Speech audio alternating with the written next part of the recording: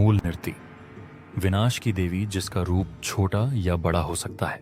संस्कृत में मूल का अर्थ है जड़, तल, नींव, शुरुआत और प्राथमिकता। यह एक लाश का भी संकेत देता है। यह इसीलिए है क्योंकि यह हमारे अहंकार का प्रतीक है। यह अहंकार इस दुनिया से जुड़ा है जो बुराई में निहित है। जड़ों का अर्थ एक प्रतीक है। यह जड़ी बूटियों, औषधियों और दवाओं के प्रति जड़ की प्रवृत्ति दर्शाता है। यह चीजों की उत्पत्ति और अनदेखी जड़ों की खोज का भी संकेत है। नृत्य विनाश की देवी के रूप में जुड़ी है। नृत्य शब्द दो भागों में बंटता है, निर और रता। रत का अर्थ है सच्चाई, उचित और वैध।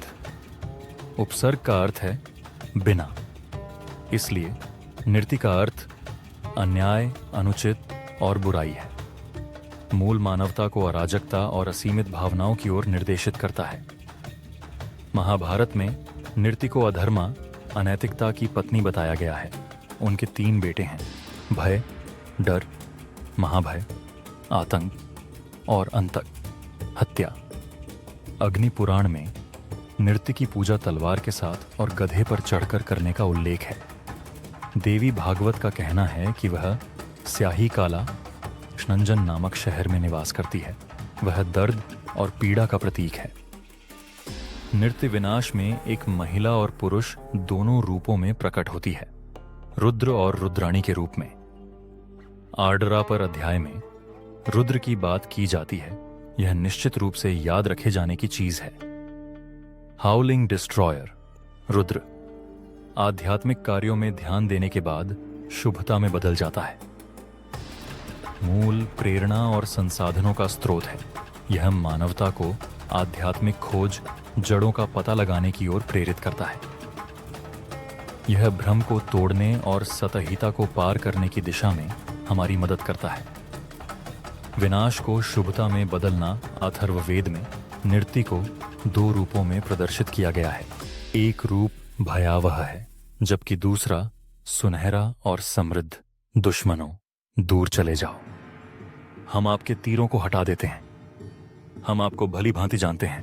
नृत्य, अत्याचारी, विध्वंसक। एक जंगली नग्न महिला हमारे सपनों को परेशान करती है और हमें चकित करती है। मैं आपके सम्मान में हूं। घोरी नृत्य, विशाल एवं सर्वत्र। सुभाषी, सोने से भरा हुआ, सोने की चादर ओढ़े हुए। आपका सम्मान करते हैं। नृत्य का पहला रूप दुखद और चौंकाने वाला है। यह एक विनाशकारी नग्न व्यक्ति है जो हमारे मन में आतंक पैदा करता है। दूसरा रूप शुभ, सुनहरा और समृद्ध है जो हर जगह फैला है। मूल भयावह है और विनाश लाता है।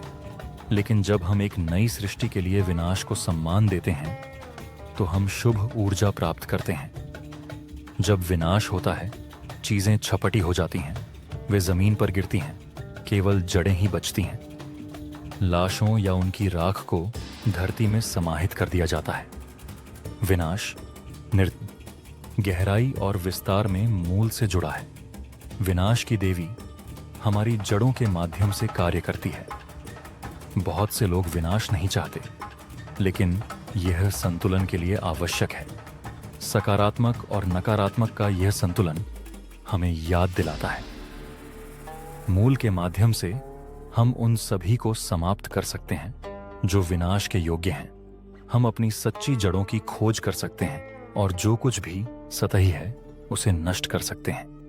अधिक जानकारी के लिए कॉल करें +9509603 प्लस 919111695 S सल SK न्यूमरोलॉजिस्ट।